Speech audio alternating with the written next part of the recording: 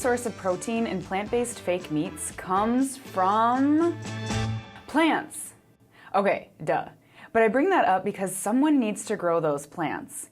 This PURIS facility here in Dawson can process 20,000 metric tons of pea protein a year, but they need farmers to grow the PURIS-bred yellow field pea to process. Luke Peterson runs A-Frame Farm with his family. Smell that baby once. That smells like sunflower. It smells like a sunflower, doesn't it? They're an organic grain and livestock operation right in the shadow of PURIS's Dawson plant. When PURIS moved into town originally, my first thought was, great, I'm gonna have a processing facility to bring peas to 3 miles from town. I think a lot of farmers thought the same. I did too, with PURIS so close, like right there. What a great opportunity for farmers in southwest Minnesota to introduce a new crop to their rotation. But has that happened? Is southwest Minnesota becoming the new pea belt?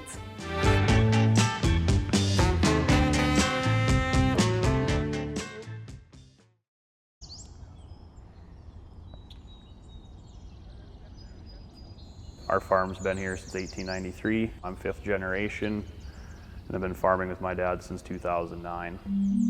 Conventional farmers like Riley Beta see peas as a chance to bring crop diversity to their farms. More diversity means healthier soil and less money spent on fertilizers. We were growing mainly wheat and canola and some soybeans. So we farm 1,000 acres roughly of peas every year. Okay, so first of all, can you describe the strategy of walking in this field that's very hard to walk in? So these are going to be the tendrils. So Yeah. basically what happens is they're binding together.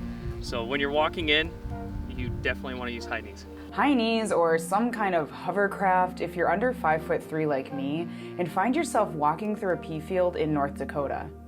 Turns out there's no pea belt or hardly any growing of peas in southwest Minnesota. This year, PURIS had a strong grower footprint in Montana and the Dakotas. In northeast North Dakota, 342 miles from Dawson, the Betas have been growing peas since 2020 on their farm in Langdon. Peas honestly work pretty good in our soil conditions on our farm. You know, we're very fortunate that a lot of growers that we work with are very forward thinking, and they're looking at the ability to add diversity, crop diversity, add productivity to their soil. Brent Reck is a procurement manager at PURIS, aka he recruits pea growers and is the main point of contact for farmers across the U.S. How many miles would you say you put on your car in a summer?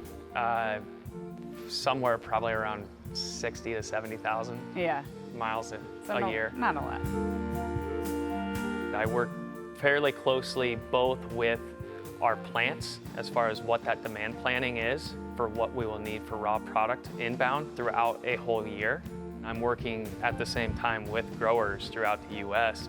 on contracting their acres, what that crop planning is going to be for that next spring, so then that way we can match up what our demand is with what our future supply will be. The Betas have a full production Act of God contract with PURIS. This means no matter how much pea yield they have, PURIS will buy it all. And if there's a weather-related disaster that impacts planting or harvesting, they're not penalized for yield they don't have. When I work directly with our growers, it's not about working with a grower for 1 year. It's about being able to work with a grower year after year. Brent has worked with the Betas for 4 years, and over the course of Riley's 14 years of farming, he's noticed other farmers thinking about diversity too. Sunflowers coming back into rotations quite a bit, and then there's substantially more peas growing in the area. Corn is moving its way up here. Okay, corn. Let's talk about corn. I can tell you all about it. There's about 85 to 90 million acres of corn and soy grown in the United States. There's about 1 million acres of peas. Why does the U.S. have so much corn and so few peas? It has been record corn and soy years, so we've been primarily seeing interest in places where people can't grow corn and soy. It's starting to become clear why the summertime landscape in southwest Minnesota is field after field of corn and soybeans, and practically only corn and soybeans. It's all about the market. If I want to do a specialty crop, right, and there's no market for it, I have to essentially create a market. There's huge markets everywhere for corn and soybeans. I could take there's 2 spots in every town I can deliver my corn and soybeans almost. The reason why farmers talk about corn and soybeans often in the same breath is because they rotate well together. Corn needs a lot of nitrogen to grow, and soybeans put nitrogen back into the ground. But two crops does not a diverse farming operation make, and our ag system doesn't really support diversity. We'd love to be on a wheat rotation because that helps with weed control, that helps with soil-based diseases, that helps with bugs. But I'm just going to say for $25 an acre I can apply an insecticide. If I'm going to lose $200 an acre growing wheat, I mean that's the math is pretty simple. Farming is a well-established and entrenched system, and when farmers and companies work outside of it, they run up against another complex system known as the Federal Crop Insurance Program. Before crop insurance, farmers had little to no safety net, so during a bad year, farmers were kinda out of luck. In 1938, the US government introduced the foundation of what we now know as the Federal Crop Insurance Program, a system where a selection of high-producing crops are more or less guaranteed by the feds. The federal government pays about 60% of a farmer's total insurance premiums, and from 1995 to 2020, about 76% of insurance payouts went to producers of 4 crops: corn, soybeans, wheat, and cotton. So, US farmers mostly grow corn, soybeans, wheat, and cotton. The county that Dawson is in, Lacaparo County, doesn't have an insurance policy for yellow field peas. So when PURIS tries to convince farmers to grow the pea here, they also have to convince farmers to give up the safety net of crop insurance. Patrick Miller is in a unique position to understand this system. He sells insurance in Dawson, but he also farms in the next town over. It's nothing to spend $500,000 before anything comes out of the ground just to plant my farm. $500,000. If you don't have coverage for that, if you don't have guaranteed coverage through crop insurance, you're never going to get an operating loan. It really all comes down to how these resources are valued, and currently, yield and cash are king. It's hard when you take a specific crop and try to attach a dollar amount to it. If I did that, I'd be growing corn and soybeans consecutively year after year, because that would generate the most revenue per acre. So what I'm looking at a lot are the non-cash benefits that these alternative crops will bring to the farm. I think we have to look more at nutrition. We have to look more at water quality, soil health, carbon sequestration, communities in general, like the local economy. I think there's more within an agricultural community than yield.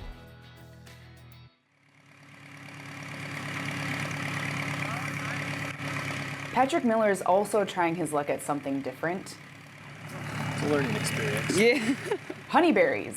They're like a more tart and taller blueberry. So this is what a half acre looks like. From there to there, that's a half acre. Correct.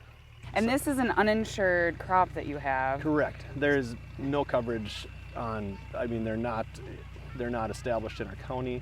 And so this might be a good example of a way to introduce a specialty or an additional crop onto their land to slowly do it in this way. Yeah, absolutely.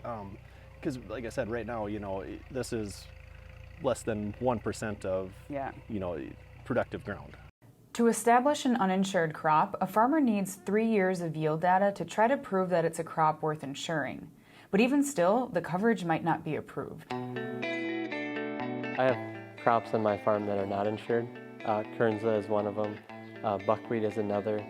I have other crops like sunflowers and spring wheat that are valued at a much lower rate than like corn and soybeans. My alfalfa is not insured and my pasture is not insured. So I have a pretty good percentage of the farm that isn't insured. I take on a considerable amount of risk by doing that, but what I'm looking for is the diversity and having that rotation that supports soil health. So instead of just focusing on the year-to-year make it or break it, maybe safe way of looking at agriculture, definitely took a turn towards playing the long game. And here's the M. Night Shyamalan twist. Luke does grow peas. So after that wheat crop comes off, I'll plant 40 pounds of peas per acre, and I do that just for the nitrogen. I let all of the seed and everything, all of that protein goes back into the soil. And that's one reason we have such a nice, healthy looking corn crop. Why don't you use a PURIS pea then for that? Because then you could... Once I harvest the pea, I'm losing all of my protein, which is nitrogen. Oh, right. You want to keep it in there, in the ground. Yeah. There are growers in Minnesota that have tried to grow peas for PURIS, but most that I was able to get a hold of had a bad experience. And online grower forums also had a sense of hesitancy and wariness.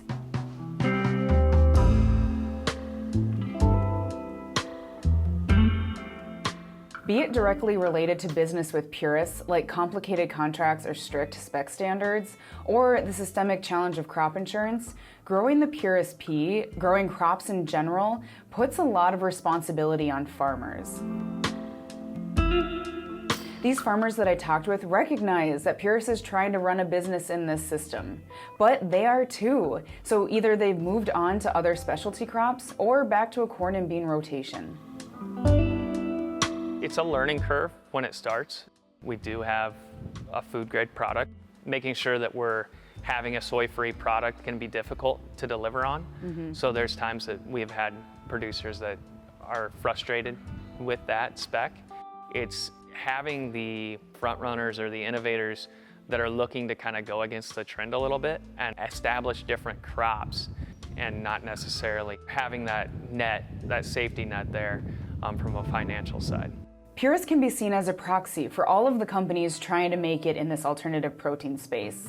Earth's resources are finite. Farmers and some food companies are getting creative, trying something to change up how humans eat. PURIS is trying something and stumbled with many farmers in our region who, as of now, won't grow for them again. Now the question is, will PURIS work to repair those relationships? Will they make contracts with growers in mind? I can't predict the future, but if growth projections of plant-based proteins are accurate, making up about 7.7% of the global protein market by 2030, PURIS is going to need a lot of peas to compete. And it's hard, like farming and agriculture, and it's hard work. I think everyone's figuring it out, and we're trying to make new and better products that can help people say, hey, this is just good food. In our next episode, we're looking at diet, nutrition, myths and truths of plant-based proteins.